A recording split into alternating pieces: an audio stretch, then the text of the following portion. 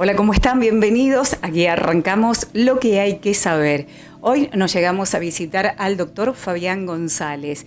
¿Cómo estás, Fabián? Muchas gracias por recibirnos. Hola, ¿cómo estás? Muchas gracias por venir.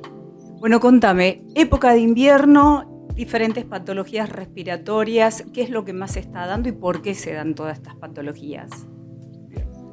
En la época invernal nosotros tenemos muchas patologías y hablamos en general de patologías infecciosas, lo que más nos compromete. En esta época se conjugan una serie de problemas. Por un lado, el frío, que predispone ciertamente a infecciones, pero lo más común no es el frío, sino el hacinamiento. Nos empezamos a encontrar en espacios más cerrados, menos ventilados, más gente, el uso del barbijo, el uso de las medidas de prevención que habíamos aprendido tan bien en la época del COVID, la hemos relajado muchísimo. El barbijo ya de hecho no lo usamos. Exactamente. Entonces, personas que tienen algún tipo de problema respiratorio fácilmente, sin querer por supuesto, van propagando y llevando a otras personas. Es habitual que en la época invernal tengamos brotes de distintos virus. Por ejemplo, el virus de la gripe es uno de los más comunes, el virus sincitial respiratorio o el mismo COVID, que funcionan, digamos, como brotes específicos, produciendo aumentos de la frecuencia de estos problemas. Entonces, de pronto nos encontramos con que en nuestro medio, nuestros compañeros, 8 de cada 10 personas están con un cuadro catarral de la vía aérea superior, con congestión, moco. Entonces, nos habla de que seguramente tiene un origen viral que se, digamos, ha manifestado y se ha expandido justo por no tener las medidas de control que deberíamos tener. Fabián, ¿por qué se ha dado mucho esto del faringitis o laringofaringitis? Precisamente a eso, a lo que acabas de decir. Exactamente, son virus que tienen un trofismo, o sea, una necesidad de terrenos específicos. Entonces, vemos que se manifiestan de esa forma y, en este caso, como comentás, por ejemplo, con inflamación de garganta, que nos genera y nos produce mayor compromiso. Ese mismo virus en otras personas puede dar un compromiso más, digamos, más complicado, hasta llegar a producir bronquiolitis o a llegar a producir neumonía, de acuerdo, por supuesto, el germen que estemos hablando. Estamos hablando muy en forma genérica. Claro. ¿Me entiendes? Pero básicamente lo que tenemos que pensar siempre es mantener las medidas de control que habíamos de vuelta aprendido muy bien en la época del COVID, en la cual si estamos con un cuadro catarral, estamos con tos, estamos con flema, y si podemos evitar de salir a algún lugar, lo evitemos. Si tenemos que salir, usemos un barbijo, porque de esa forma evitamos contagiar a otras personas. Claro. Y al mismo tiempo evitamos sobreinfectarnos con otras cosas, porque por ahí podemos tener germen A, digamos así, que es banal y sin problema, pero eso nos predispone a que tengamos otro tipo de gérmenes que pase y yo tome una sobreinfección, por ejemplo, una neumonía, un neumococo, un germen bacteriano, Claro. por la predisposición que me produjo el otro germen menos purulento, menos virulento, digamos.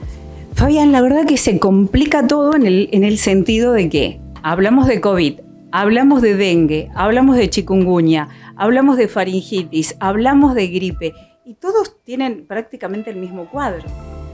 En realidad, O por parecido. ahí uno, digamos, médicamente empieza a diferenciar y a hacer lo que nosotros conocemos como diagnósticos diferenciales. Por ahí, en todos los que vos has comentado, comienza a primar una cosa que es la fiebre, como punto fundamental. Pero de ahí empezamos a separar. Claro. Y la verdad que el tema de la aparición del dengue, la aparición en conjunto con brotes de influenza que tuvimos prácticamente en ese mismo momento, nos ponían un brete a los médicos de saber de dónde venía, Claro. porque en el cuadro febril por ahí un poquito de congestión, un poquito menos de esto, un poquito de aquello, pero bueno, sí, es complejo y bueno, es lo que nos está tocando vivir hoy por hoy. ¿Qué pasa con aquellas personas que de pronto están mirando nuestro programa, se automedican? ¿Qué le podés decir? En realidad, siempre las personas cuando llegan al consultorio tienen el concepto del famoso ya va a pasar. El primer paso que uno hace es minimizar los síntomas y decir que esto no va a ser mayor, no va a ser problema, y lo minimizamos, el famoso ya va a pasar. Paso siguiente, pasamos a automedicarnos con algún tipo de medicamento en el cual o ya haya sido prescrito por un médico o le haya servido a algún vecino, primo, tío o cuñado. Ya lo conocimos y nos hizo bien. Nos hizo bien.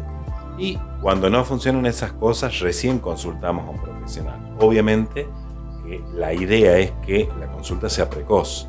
Cuanto más precoz, mayor efectividad podemos tener con los tratamientos y menos lo que nosotros llamamos morbilidad. En vez de estar enfermo 10 días hasta que recién voy al médico y en 2 días me compongo, tal vez si lo hacemos precoz, todo ese tiempo se pueda disminuir. Consecuencias de todo este tipo de problemas respiratorios.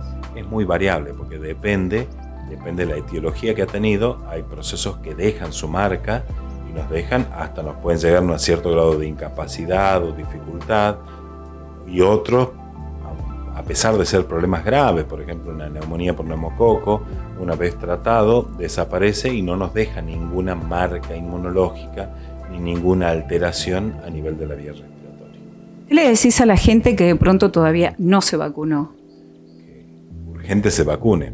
Hoy por hoy tenemos vacunas disponibles que están prácticamente para toda la población para cubrir la influenza, digamos que es el virus de la gripe, tenemos para cubrir y completar los esquemas de COVID, que eso es muy importante que se completen. Hoy por hoy ya está muy claro que después de los 6 meses, si tenemos mayor de 50 años o tenemos algún tipo de patología, tenemos que reforzar nuevamente.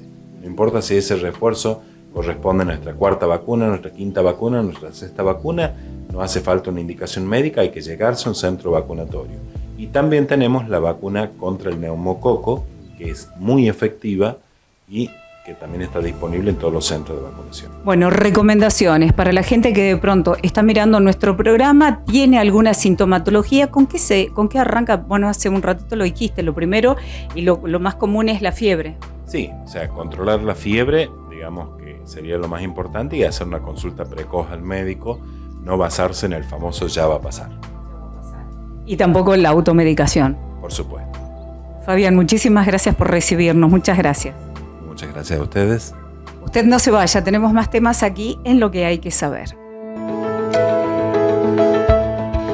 Bienvenidos al Centro de Especialidades Oftalmológicas.